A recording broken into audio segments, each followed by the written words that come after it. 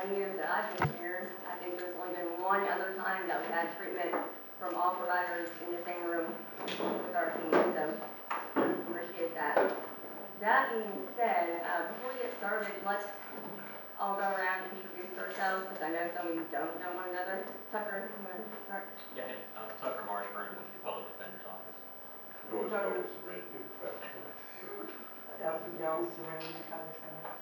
Atlantis Board of Cap Incorporated. Myron Nichols, Captain Corporate. Let's go. Come back up here. Jill Lee Wrestler. Nate. I'm Nathaniel Wilson, Shelby County Recovery Court. Denisha Arnold, Cap Incorporated. Years ago, they came to. Paula Duckworth, HHF/Heart Center. Now let's go Bridget around this way. Richard House, Repair. Vivian Sanders, First Step Recovery Center. Cindy Palmer, First Step Recovery Center. Tony Shelby, Jr.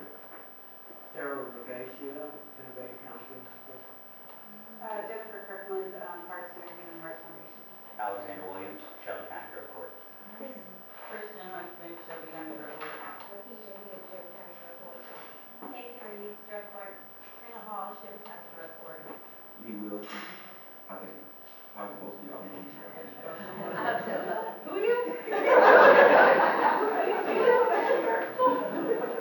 Catherine Ray Mullen, Shelby County Drug Court. Angie Stevens, Drug Court. Emery France, Drug Court. And Abby Gardner, Drug Court. And I'm Angela Parkerson, if I didn't say that already. Okay, so we have the honor and pleasure of having Wes Huddleston here with us today, who's going to help us get through all of this with the new phase restructuring. I know a lot of you already know who Wes is. Wes Huddleston was at National Association of Drug Court Professionals, which is now All Rise, for approximately 20 years. So he is one of the leading contributors to Volume 1 and Volume 2 of the best practices. Luckily for us, he is a Memphis guy. When he retired from NADCP, moved on to another opportunity, he came back to Memphis. So he's here, back in Memphis with us. He is one of the leading experts in this field.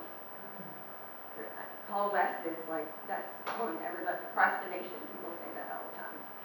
I could sit up here and talk about all his accolades for 30 minutes, but I won't. I'll let y'all look that up. I will say he's the Stanley Goldstein winner, which I don't know if any of you guys know what that award is. It's bestowed upon someone who has done major contributions to the recovery court community.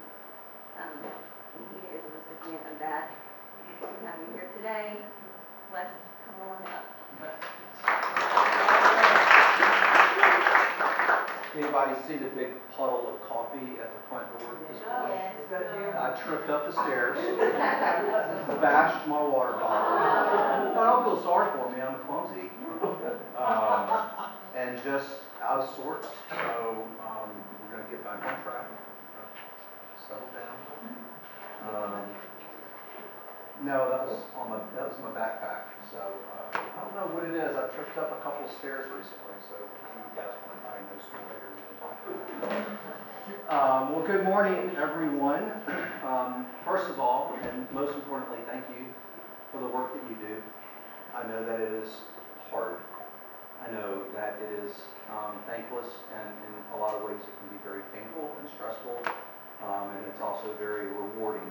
But it's just always an honor and a pleasure to stand in front of people that come to the aid of people that have either diagnosed substance use disorder or mental health disorder, trauma. People that you're dealing with are really the sickest in the city, and you're not willing to give up on them. And so to me, you are heroes. And so thank you for the work that you do.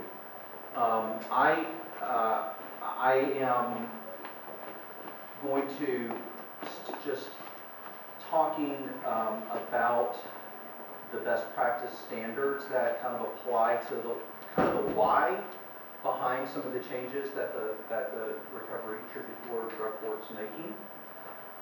And I always want to start with the why of why we get up in the morning. So I think it's important to just have a conversation at the top of the morning about the clients that we serve. Fair enough? And just kind of be reminded of who they are, what they present when they're coming before you as a clinician or the treatment court, drug court. Call it drug court. We're trying to get to recovery court. Recovery court. And it ends up being drug Yeah. recovery court because we're like, is that not enough court? Yeah. So it's, drug court was, so I started the first drug court in Oklahoma in 1994. And there were 7 in the country back then. They were just drug courts.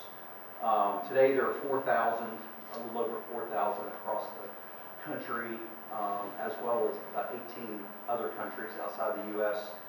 And they just incorporate so many other problems that people present with, So oftentimes I call them problem-solving courts or treatment courts, recovery courts. But if you call yourself a drug court, you're old school. You're one of the originals. That's good. I like that. All right. Enough about all that. So this title. Have you ever thought to yourself, man, why can't they just change? What is wrong with them? Why can't they just get it? Does that ever creep in? No? Sometimes? Sometimes.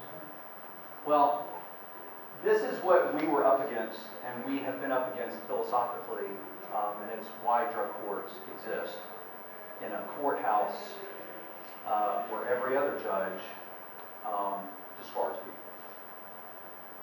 Drug court understands the answer to this, and they understand that people can't just change because of an entire constellation of reasons that we're going to talk about. But you are working, or you're serving a population that's in drug court, and this team, if you don't know, they are under criticism. No one's coached me up on this, but I just know they are.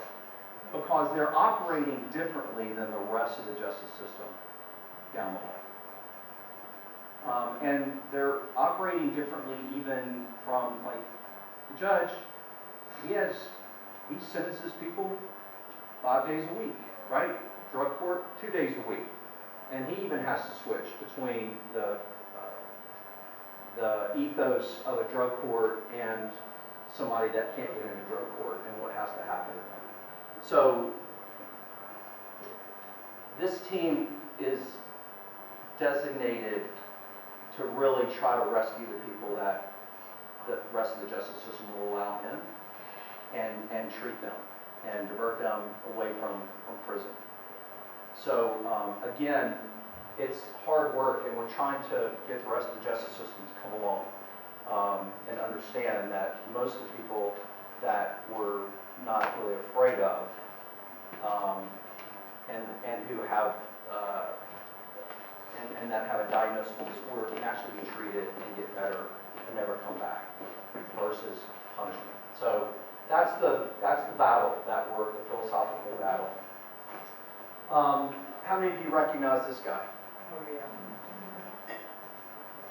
Who is he? He's an actor, Yeah, he's an actor. suffering from substance use disorder, and unfortunately, he was violent. Yeah. So this is Matthew Perry. He was most famously Chandler Bing on the show Friends, but was in a bunch of movies, had a bunch of other TV shows. Matty was a huge proponent of what you do. He appeared on every talk show, late night talk show. He appeared on the cover of People magazine. He appeared on Piers Morgan Live, talking about addiction and talking about recovery and talking specifically about drug court. And he was a close personal friend of mine, and we traveled extensively and appeared together extensively, trying to spread the gospel, if you will, about what you do for people that emerge in handcuffs that need treatment.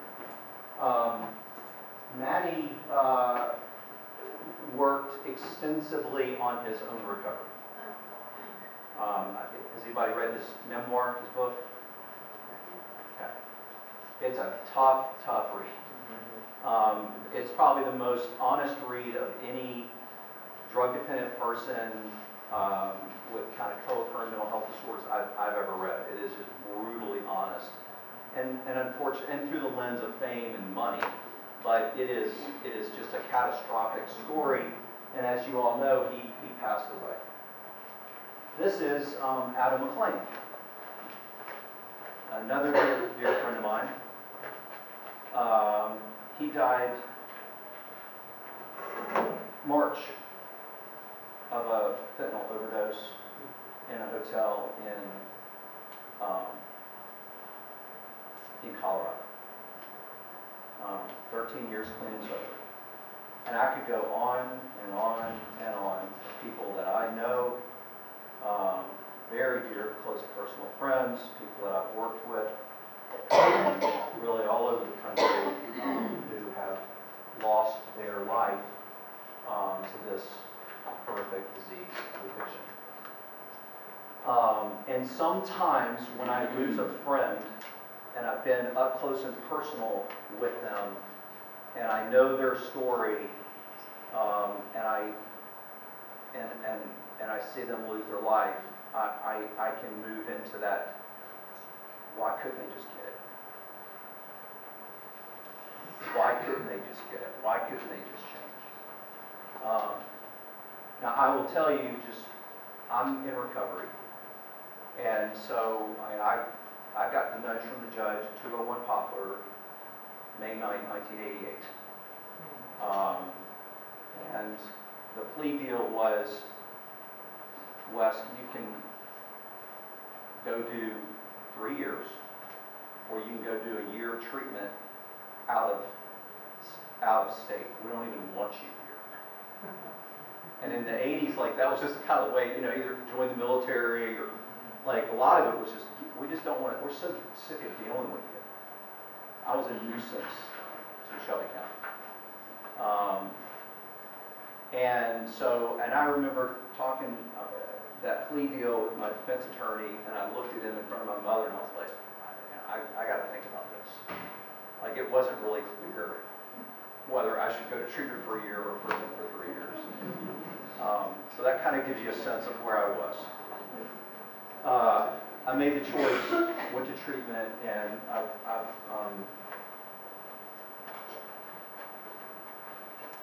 lost.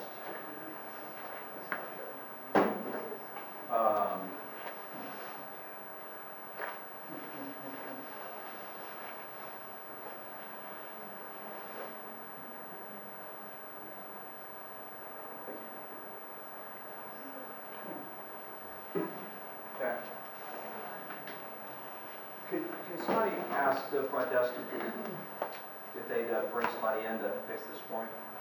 Thank you. Okay, so, and I've been clean and sober for 37 years, and I'm going to talk a little bit about my story and kind of weave that into this presentation. But I've been around a lot of hurting people and a lot of recovering people for over 3.5 decades.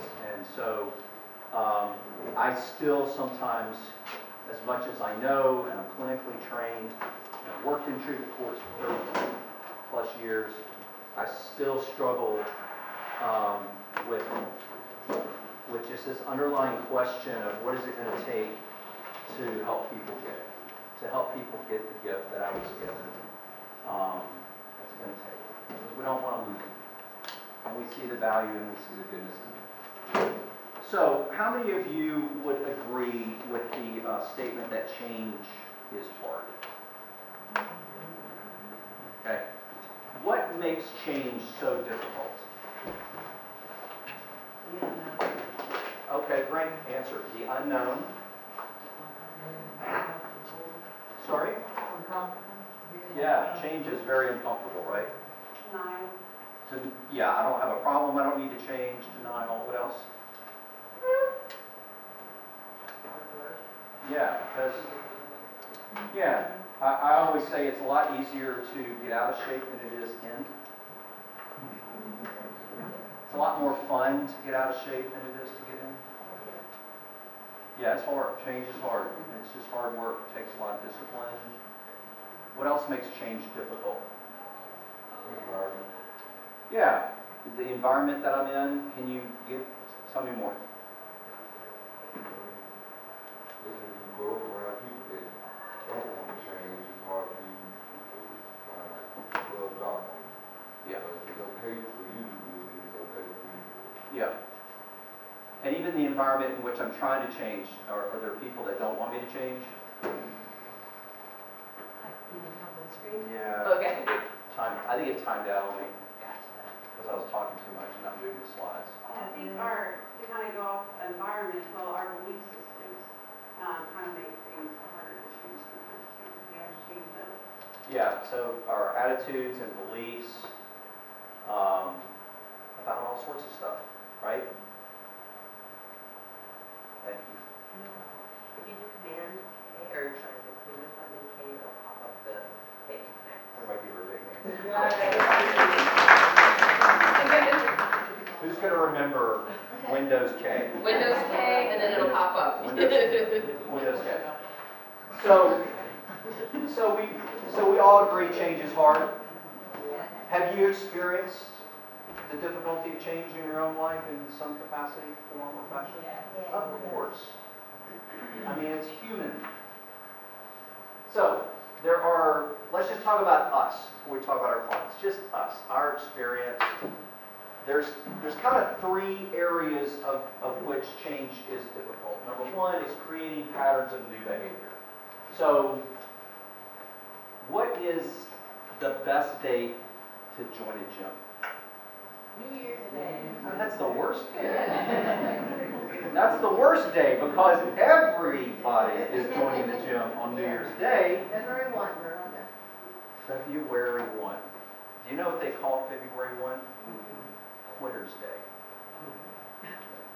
So all of us that sign up at the gym on January 1st, and we take up all the machines and make all the regular gym rats mad because we've taken up all the machines, we all quit by February 1st. And so if you want to join a gym, they'll get all sorts of specials in early February to make up for Quitter's Day.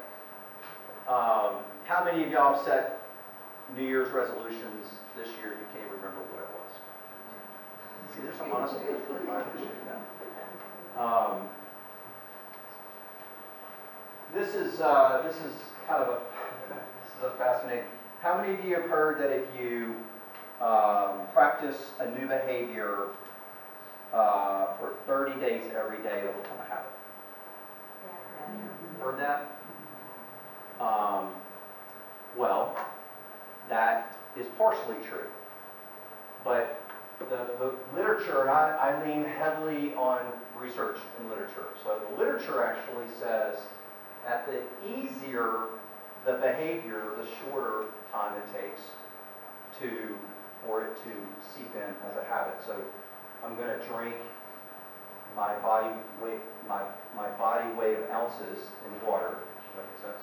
So I weigh 200 pounds, I'm going to drink 200 ounces of water. That's what they say you do. I'm going to do that. It takes about 7 days for the body to start craving that water if I do that regularly for 7 days. 100 push-ups a day, much more difficult, will take longer. Does that make sense? So the more difficult the behavior, the longer it actually takes, which kind of sucks. I mean, I wish hard behaviors got ingrained quicker, but they don't. They just take more practice and more work. All right. Modifying habitual patterns of existing behaviors. So these are behaviors that you already do, that are habitual, and that you want to change. Sound familiar? This is a habit of mine. I want to change it. I'm not addicted. But I just want to change this behavior. So, why is dieting so hard? You have to plan it. Well, why is losing weight so hard? There's my pie chart right there. Pie is delicious. Because there are these things called cupcakes. Yeah. Because you have to eat food regardless. Right. So, Ed, go ahead. I was just saying, the best food are always the most calorie dense. Fats by nature are more calorie dense, so the better something tastes, the worse it is for you. This is a belief and attitude we need to adjust, we need to work on this. Tasty food can be nutritious. Just, Fats are 9 calories per gram, proteins and carbs are 3. so what do you have to change in order to lose weight? What you eat. What else? When you eat. Portion. Patterns that you have during the day, what you're eating, how often you're eating, what are you consistent with the same time you're eating, or skipping meals. I mean, it's just having everything laid out, what you need to do, what time. There's all these different factors. Yeah. Even the exercise. Oh, then you have to exercise on top of all that? And how you look at food too, right? So we've kind of like learned as a society to look at it as kind of like a treat in a way, or, some kind of things like indulgence, but it really is like nourishment, right? So the way that we look at it is part of it too. At least it is for me. Well, I appreciate the honesty, and it's not just the way we look at it, it's kind of how we've wired, or conditioned food in our lives, right? It's a reward, it's pleasure, it's soothing, it's comfort, it's family, it's relief of boredom, right? So in order to lose weight, it takes a lot of work, right? And then you have to exercise. So stopping problematic behaviors, like stopping problematic behaviors. We're getting now into even more difficult behaviors to change, right? It started with some early ones like, I need to get on a budget, or I need to stop biting my fingernails, or I probably should stop cussing so much, or maybe I need to slow down a little bit now that the National Guard is watching, and just being real.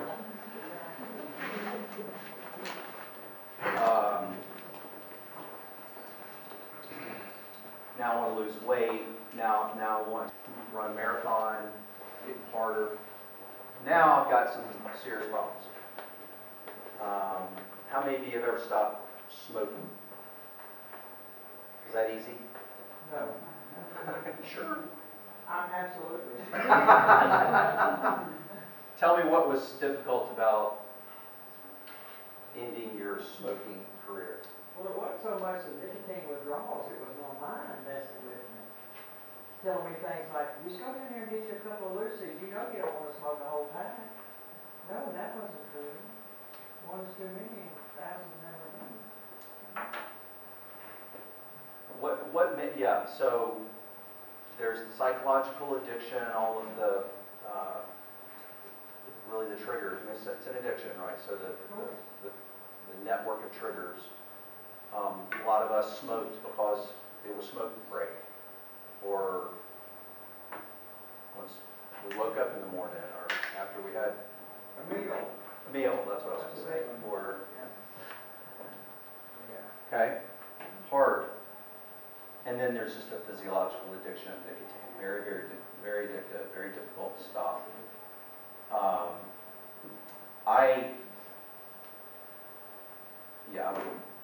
But it was hard. I went from cigarettes to chewing tobacco to cigars. I just tried everything to taper off, and I'd always end up smoking cigarettes again.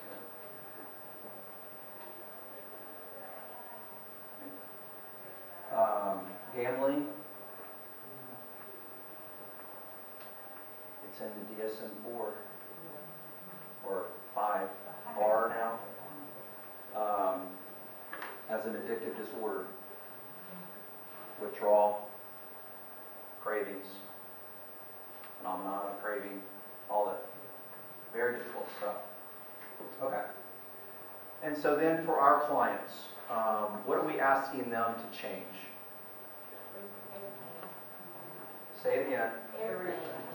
We're asking them to change everything.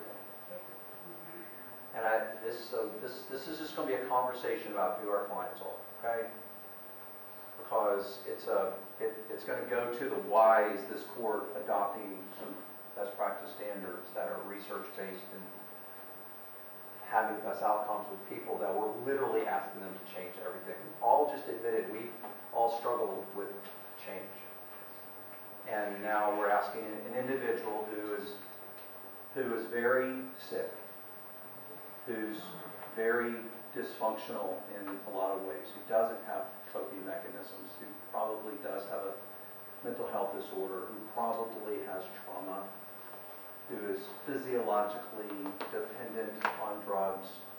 All of their friends, their peers, their life is comprised of that lifestyle. And we're asking them to change. And there's probably a lot of you in this room that have gone through that process. And it was not, for most of you, probably not instantaneous. It was probably a process. And it was tough. And it was minute by minute some days, and it was hour by hour some days, and it was one day at a time, and it continues to be one day at a time for you. And it's just hard. Carlo Di Clementi, he's the change guru. It's written, like, you want to read on the process of change in the human being by Dr. Carlo Di Clementi. He says, and it kind of goes back to what we were saying at the beginning. He said, remaining addicted is easier than trying to change for somebody that's truly drug dependent or alcoholic, right? It's just easier. And that's not a judgment, that's a statement about their condition. So I'm going to go through these, what I would call the confluence of factors. There's all these factors that are getting in the way of your clients changing. Okay? If this becomes triggering to anyone in the room, I want to acknowledge that. Sometimes I get triggered by this. This is not scary, but we're going to talk about trauma at the end of this. And so just be aware that if it triggers something in you, it's probably, just like anything, needs to be addressed and worked through additionally. But let's start off with the easy stuff. NIDA, National Institute on Drug Abuse. Anyone heard of it? NIDA. So NIDA was established, federal government agency. They were established decades ago to research drug abuse. And what is it? And remember, we were, as a country, during the crack epidemic of the 90s, late 80s and early 90s, the whole mentality was that that addiction is a moral failing. My hero. So, do we all agree that addiction is not a moral failing? Yes. But are there still people out there, or knuckleheads out there that still believe that? Yes. Yeah, right? But we know better, mostly because, well, there's some common sense and there's some awareness. But we also know, based on years and years of research and looking at the brain and looking at what happens to the brain, that addiction is complex. And one of the complexities is that there's a very strong biological aspect to addiction, meaning the brain is involved. Not thinking, biological. The way that the brain gets wired when we drink and drug and drink and drug and drink and drug. You with me? So NIDA calls addiction, from just a biological perspective, a brain disease. It's a brain disease. And that was developed to kind of combat people that think it's a moral failure. It's not a moral failure. By definition, the brain is hijacked. It's a term that came out of NIDA. Okay. So people use to avoid withdrawal, right? To avoid the pain of withdrawal. You're talking about fentanyl, how quickly we can lose them to, they'll come to treatment and they'll be gone the next day, so that they're really just hijacked to avoid pain, withdrawal. There are changes in the neurochemistry of the brain. And then I want you to think about how powerful drugs and alcohol are in terms of a reward system. Is fentanyl pleasurable? Is meth pleasurable? Is alcohol pleasurable? I mean, we're trained to think it's like, us in recovery, like, oh, I can't say that. Are you kidding me? Right. It is the most pleasurable thing you can do on the neurochemistry of the brain. It is. And it's fast, and it's quick, and it's incredibly pleasurable. And, we're up against, we're trying to clap, we're like rewarding them with claps or a bus token. Yeah. We're doing our best to reward them and try to combat what's really going on in their brain, which is cocaine, cocaine, cocaine, cocaine, cocaine, cocaine, more cocaine. That's what's going on. So people in early recovery are really struggling with this, right? And the reward system of their brain is just not online. And let's just take a look at it. I'm going to prove it out. Having technical problems here. Come on, baby. Huh. Gosh, it's one of my best slides too. Yeah, Abby.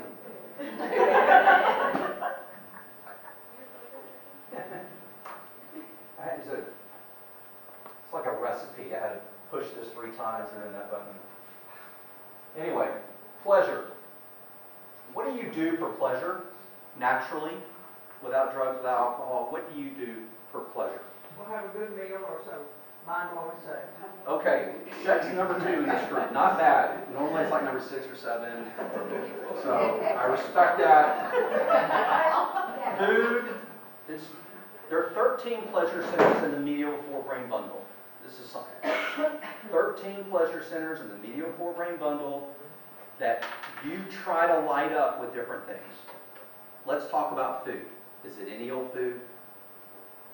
Does any old food light you up? No. No. Okay, thank you.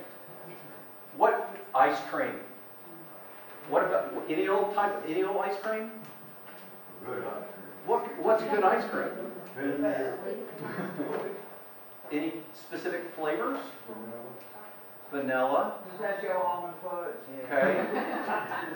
Now we're getting somewhere. What other food lights you up? Cake. What kind of cake? Chocolate. Chocolate cake. Dark chocolate cake or milk chocolate cake? Milk chocolate. Chocolate cake with chocolate icing or chocolate cake with vanilla icing? Chocolate cake, chocolate. Yeah, man, I feel you. We might go get some for. Okay. Sex, pleasurable, fast, powerful. What else? We got 2. Motorcycle. Okay, adrenaline junkie in the middle of the room.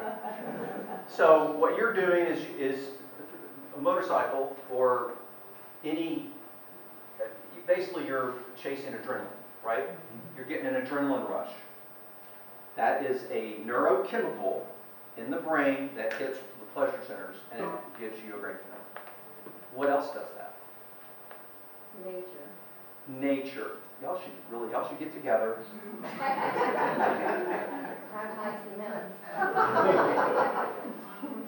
Nature. So hiking, being Hiking, mountains or beach. mountains or beach. All right. What else? Sweet. Sleep. It's different, but I'll go with that. You're resetting. Is what you're doing. You're resetting and lowering your stress. That's good. What else? Pleasure. What? Music. How many of you can you go to your playlist if you want to feel this, or you go to the playlist, feel that, or you hear a song, and you roll the windows down, and you're like, oh. Music is very powerful. Pleasure center of the brain. What else? Laughter. Yes, very good. Laughter. What else? Hobbies. Say that again. Hobbies. Hobbies like? I like to craft. Somebody else knows it. I like to build model cars. Oh, cool. All right. All right. What is one of the most powerful feelings you've ever felt in your entire life? There you go. Some of y'all forgot. Some of y'all forgot what that feels like. I'm a kidder. Laugh. Okay. Yeah, fine. Love. Very, very powerful. Pleasure centers go nuts. Interestingly enough, chocolate and love hit the same pleasure centers. So if you're a little low on love, there's nothing like Italia or Dove dark chocolate. And dark chocolate actually does it better than milk chocolate. So I've read. It's just strictly research. Okay, so we have now established that we have 13 pleasure centers in the four-brain bundle, and we naturally do things to ignite those pleasure centers, right? It feels good. This is really... What did I do? Huh, I got it. I don't need this. This is a PET scan, PET. Are you familiar back when you went to school and you studied addiction or you studied depression or anxiety? This is a PET scan, which simply means it is a micro slice of a brain looking this way, right? And so this is one of 1,000 images looking at a brain under the influence of a speedball, which is defined as, in this case, heroin and cocaine. You with me? So what you're seeing in the medial forebrain bundle, or the hippocampus, is all 13 pleasure centers lit up simultaneously. This brain is on absolute fire. This brain is experiencing jumping out of an airplane, making hot love on the way down, listening to their favorite song. This is a euphemism, but the parachute deploys, and you're now floating down to that place at the beach that you go for rest and relaxation. And there's a banquet table laid out of all of your favorite foods. And around this table is everyone, alive or dead, that you have ever loved, or who has ever loved you, while your favorite book is being read, and they're cheering you on as you come back. It's like you're arriving into heaven. That's this brain. That's what we're competing against. That's the first time of the speedball. Now, the reason that we know that it is a brain disease, because this sounds great, right? I'm selling this. What's the problem?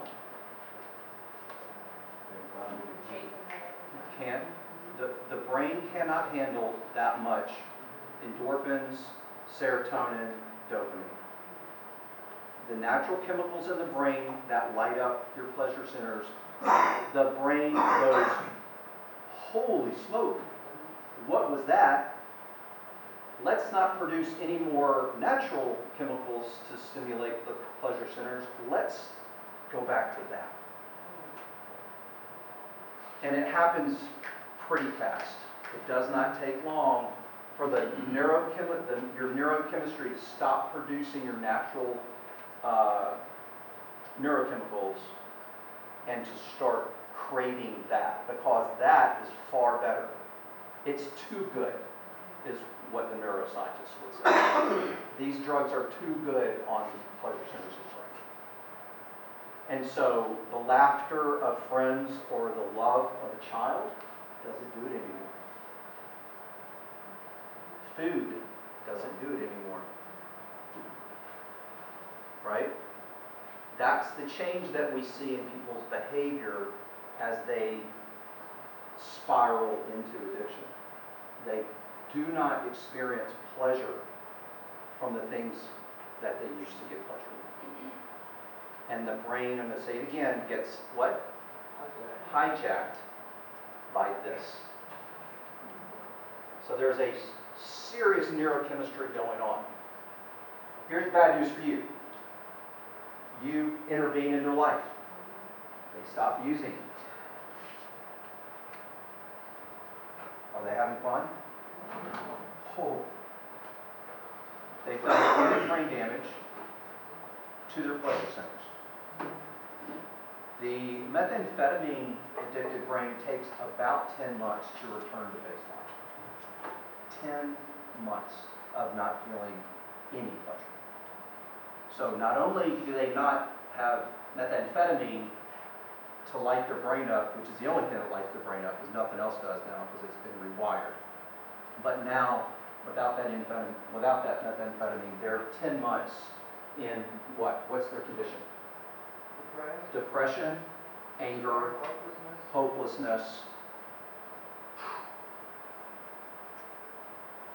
So it is,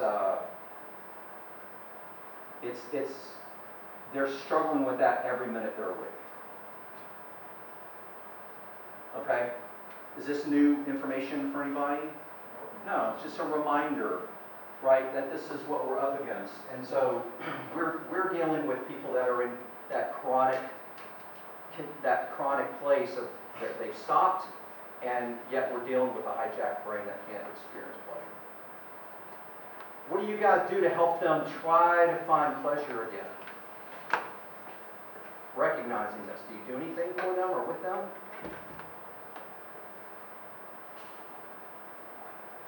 What would be some activities that you could coordinate with them or for them that might help them? Games, exercise, There you go. Rock climbing. There you go. Physical activities is probably the fastest way to start rebuilding those pleasures. Yes. Gene switching, or that you're genetically programmed to have MS. You have the gene for MS. You have the gene for breast cancer. You have the gene for X, Y, and Z. And there are certain environmental factors that switch that gene on. That's what we've learned about genetics now. It's pretty scary. But it's a little bit more than being predisposed. It's really, you're walking around with genetic switches. And so if you know your genetics, you've done the genetic testing for different cancers or what have you, which you can do, then you can take evasive action, right? You can do whatever it takes to keep your stress down or what have you. So when it comes to addiction, we see in the genetic research, in the twin studies, to be very specific, that one parent increases the risk of drug addiction or dependence somewhere between 20 and 28% of their born child. Just an increased risk. And I'll give you an example of what that looks like. The person that has a genetic load for drug or alcohol dependence, their tolerance from birth is higher. They can use more than their counterparts. It takes more from the very beginning to get that feeling, to get that first drunk. So even tolerance is genetic. And then we also know that us that have the genetic load, we just have different experience when we use than people that don't. in the recovery rooms, we call it things like it fixed me. My first time I drank alcohol just fixed something in me. It's your genetic switch. In part. 2 parents increase the risk by 50%. So, I mean, you've got this genetic load. I've got 4 kids. I'm going to share some personal stuff with you. I've got 4 kids. None of them have ever seen me drink or drug. They were all born in recovery, my recovery. 3 of my kids, the 3 boys, are now in recovery and had to earn, unfortunately, a seat at the table. Thank God, but they all, 3 of them, spiraled out, spiraled out, spiraled out. And they're all in recovery today. My daughter, I could tell. She was just born with this light in her eyes and kind of knew that how to live life on life's terms when she was born. Like, for her, I was saving money for college, and for my 3 boys, I was saving like bail money. Yeah, I could just tell. I never said that to them. But, and I mean, it's the genetics in this crazy line it's just insane.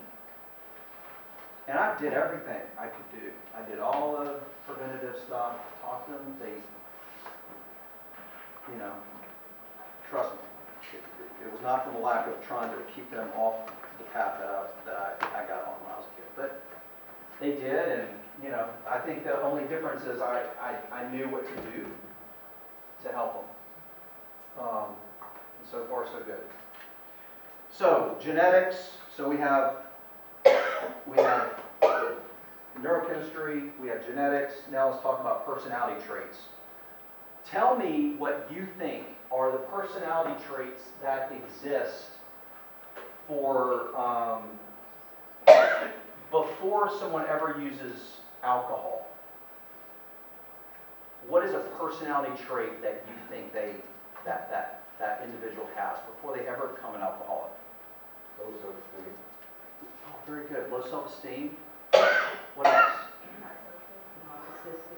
Narcissistic, antisocial, impulsive.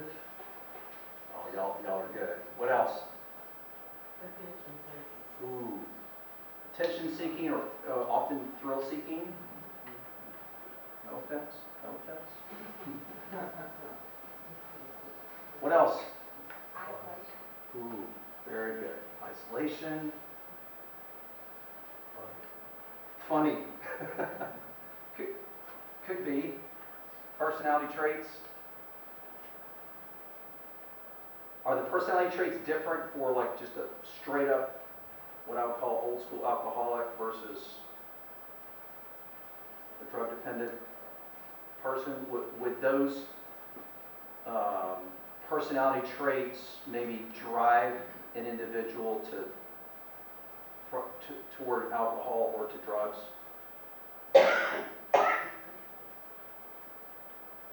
Like, would a thrill seeker seek out alcohol as their primary drug of choice?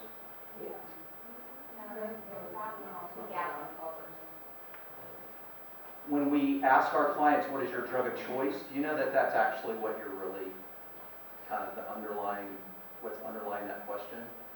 Well, you're really trying to find out what their personality traits are. You're into cocaine, I can pretty much tell you what your personality traits are. If you're into meth, if you're into downers, alcohol's a downer.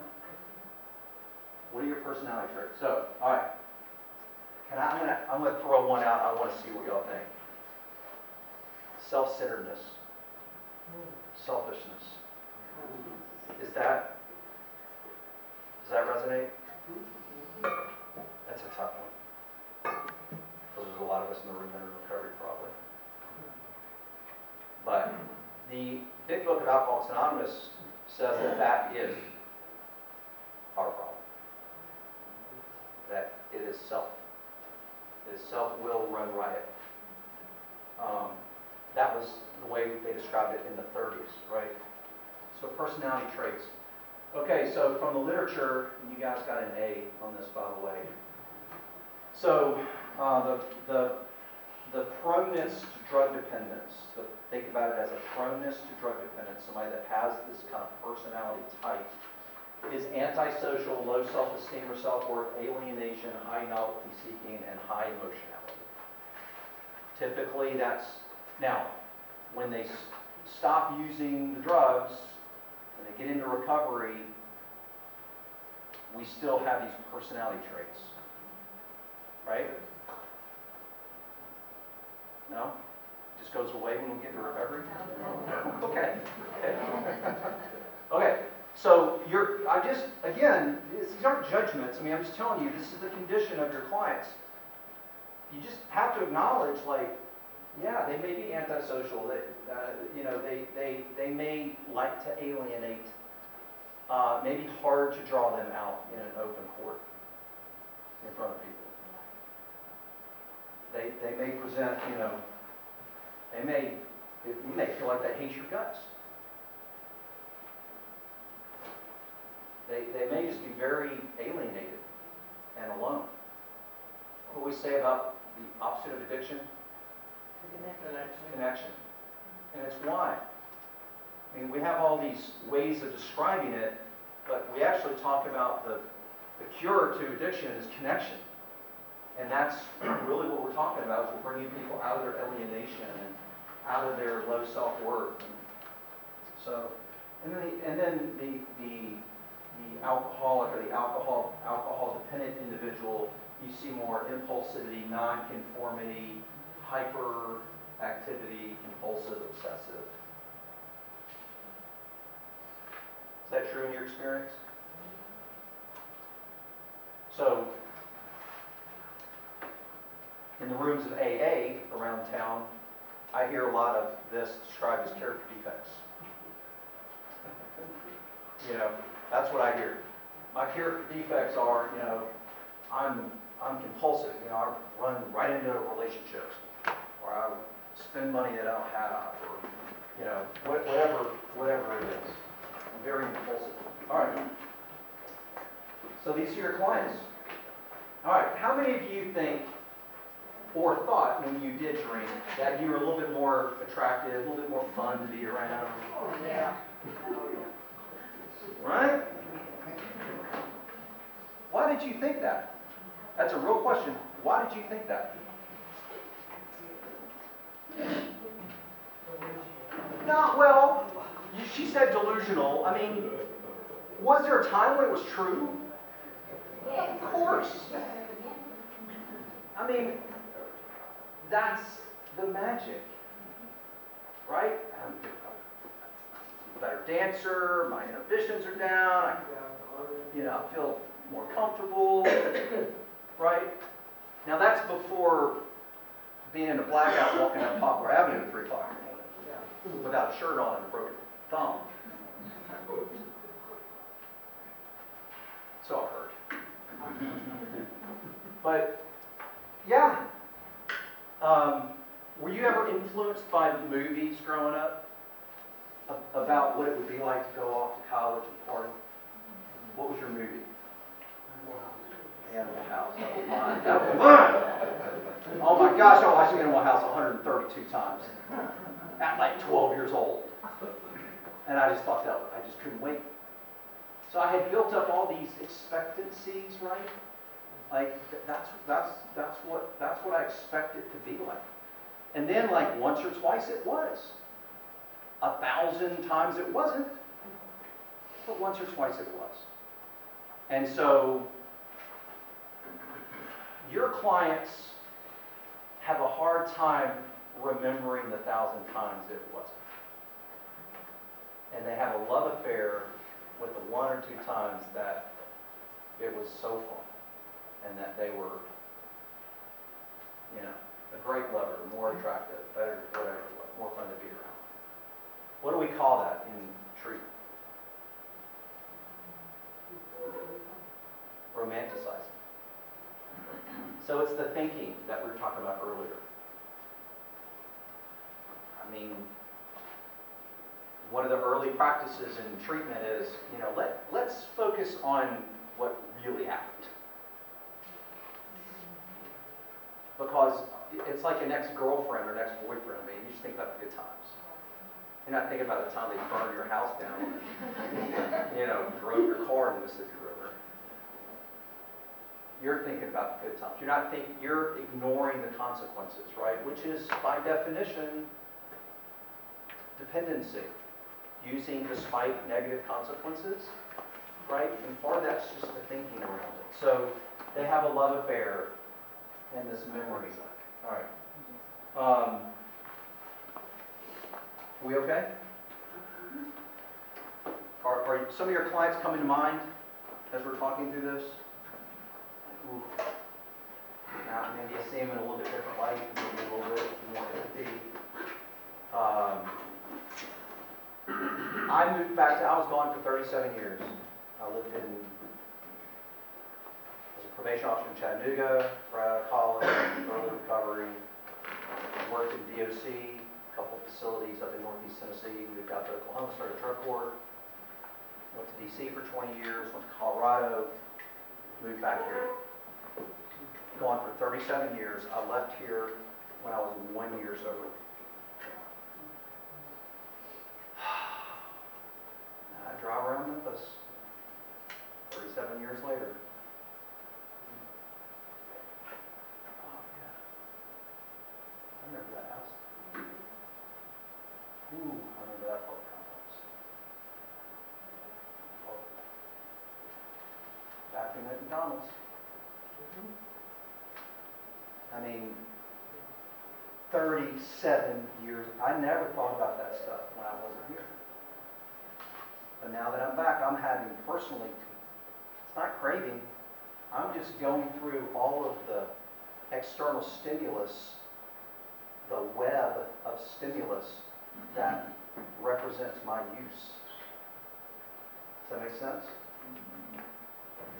And thank God I've got, you know, good sobriety and recovery and, you know, all that. Relationship with my higher power, all that. But it reminded me yet again, gosh, just being in early recovery is tough. Because everywhere you look, it's just a reminder, you know? And what happens neurologically when we see something that stimulates a memory? Yeah. Operant conditioning. Pavlov's dog. Somebody tell me, what was Pavlov's dog? What was the experiment? Why did it? And then what happened when the bell rang and no treat? Salivated. This is 75 to 80 years ago. I mean, this is early behavioral research. Thank you. And we know that the stimulus that occurs around us, music, smells, people, places, and things, to use recovery language, it's the why behind gotta change your people, places, and things, because it creates craving. That's my dog, Eddie. Eddie Vedder.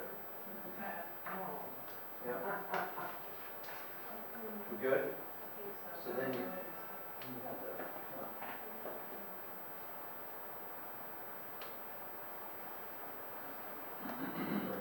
Watch this. Yep. So, drug using dreams. Do some of your clients talk about their relapse dreams? My sweet son, my youngest, he woke up crying. He's still in high school, and he woke up crying a couple of weeks ago. Thought he had relapsed, and I'm like, "Did you relapse?" And he was shaking, and he had a use dream, and it's just the brain repairing. is all it is. It's the brain repairing. But he experienced getting high in his drink for the first time, and it shook him to his core. So hopefully the clinicians in the room, the counselors, the peer support specialists, you guys are talking to your clients about that stuff, because it's normal and it's real. And we call it, euphoric recall, right? It's just the brain repairing. I used to have a friend, he could not go into Taco Bell. He couldn't smell Taco Bell because he used to shoot up in Taco Bell in the bathroom. He can't just wouldn't go in. So it's just the strangest stuff that you wouldn't think about, but it makes sense when we say it out loud and talk about it. So there's this complex web of situational cues that can create craving, especially in early recovery. Okay. What do you do to cope with your stress? You have stress, right? You have stress? What do you do to fix that? Sleep? Man. What else? Gym? Bake? Music? Bubble bath? No. Box breathing, meditation. Ox breathing, look at you. Meditation. Does everybody know what box breathing is? Meditation. What else? Sound bath. Big fan of the sound bath. You never heard of a sound bath, Wes? I just did. Oh. What's a sound bath? Like the bowls? Yeah. Jennifer, would you speak to that, please? Yeah. It's like vibrational and like sound healing, like using different things like that, like the sound bowls. Yeah. And drums. And Harps. You can. That's not. The gong, yeah. the gong. Yeah, I've done the. Yeah, very cool, very healing. Okay, so anybody run in here? You're a runner? Yeah. Competition. Competition. Okay, good. What? Lifting? Card games. Card games. Everybody be aware. Gambling with them. It's not this kind of card game. Golf? Anybody play golf? Tennis? Yoga. Yoga. After you talk. You heard of that one? Yes. Yeah. I was putting those words together. So it sounds like y'all, what about friends? You hang out with friends? I hung out with friends last night. That was so fun. Except for one. But hung out with friends last night. I was stressing about this. Yesterday. I was like, oh man, 4 hours of standing in front of people trying to not sound like an idiot, that stresses me a little bit. So I went and hung out with friends. So what about the coping mechanisms of our clients? What does their coping mechanism genre look like? Rather sparse. I like that. So I'm going to quote you. Rather sparse. I like that. So what is their coping mechanism or isms? Did I hear anger? Yeah. Yeah. So a lot of reaction is what I'm hearing. Isolation. Do those three things solve stressors and problems? Anxiety? No. Makes it worse. And then, what's the big one that their brain goes to? Use. Right? So,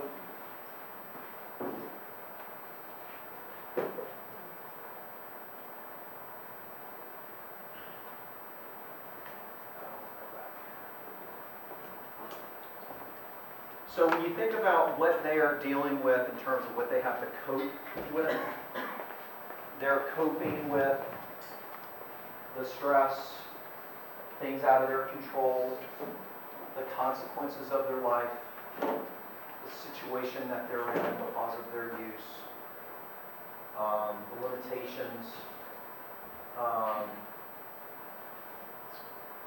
They may be managing a mental health or behavioral health disorder. What do you think about that?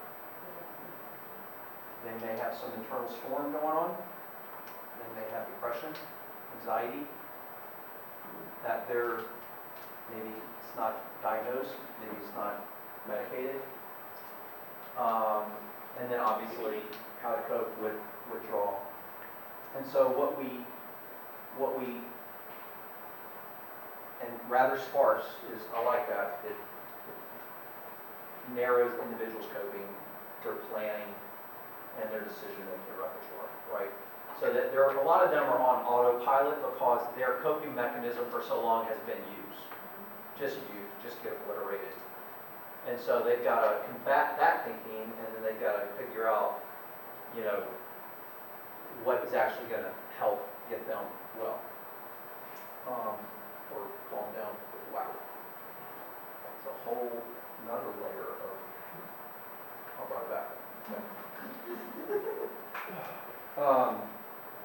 All right, so now let's talk about the big one, trauma. This is the last factor in this constellation of what our clients are carrying around and facing. So how many, well, let's define trauma first of all. Trauma is really defined by a life-threatening or a series of threatening events where the body experiences this reaction to something that is external and that threatens their life. Okay? It can be one event or it can be a series of events. And it can be childhood, it can be 30 years old, or it could be a year old. Okay? So it's complex. But it is exposure to extreme horror. And that is not subjective, meaning I might experience something as extreme horror and that might not be extreme horror to you. Does that make sense? Which is why some people can go off to war and experience what would create post-traumatic stress in me, moral injury in me, but the person standing next to me, it strengthens them. And we experience the same thing. We experience the death of our warriors, or we killed someone.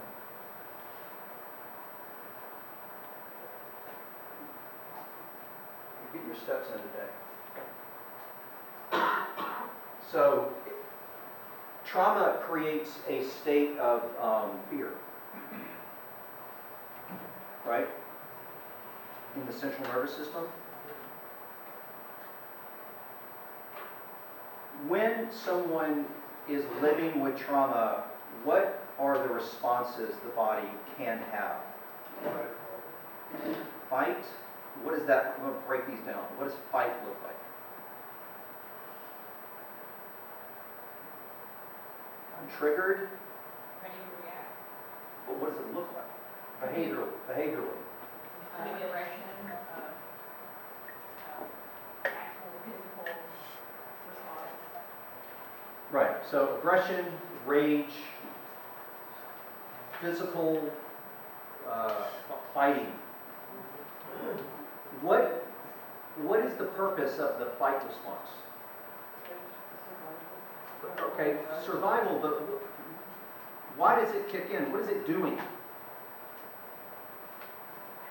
What job does it have? Defending yourself from whatever potential danger is coming. Right. Motivation, the job is, I'm gonna hurt you before you hurt me. I'm gonna hurt you before you hurt me. I'm gonna back you down because I'm feeling hurt. Horribly destructive.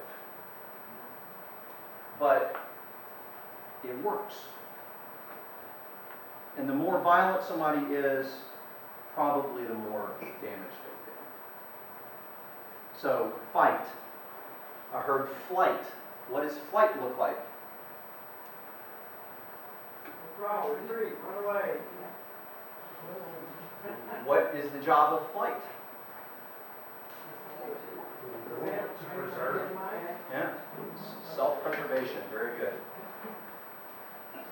Get away from it. Avoid it.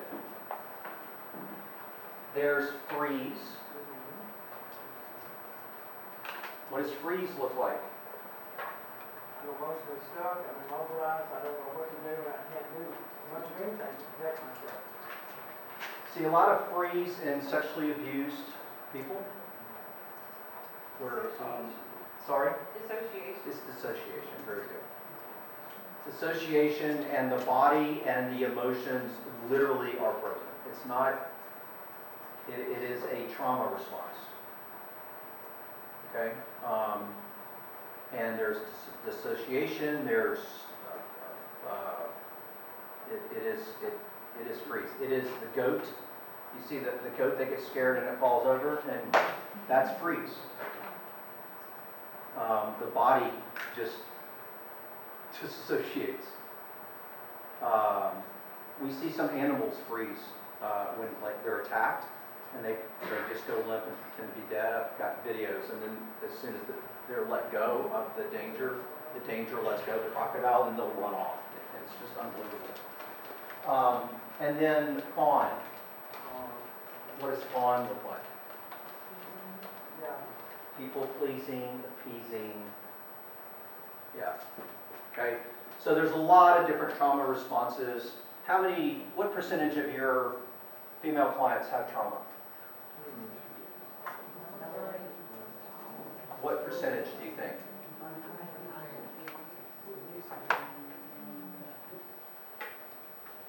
What about your men?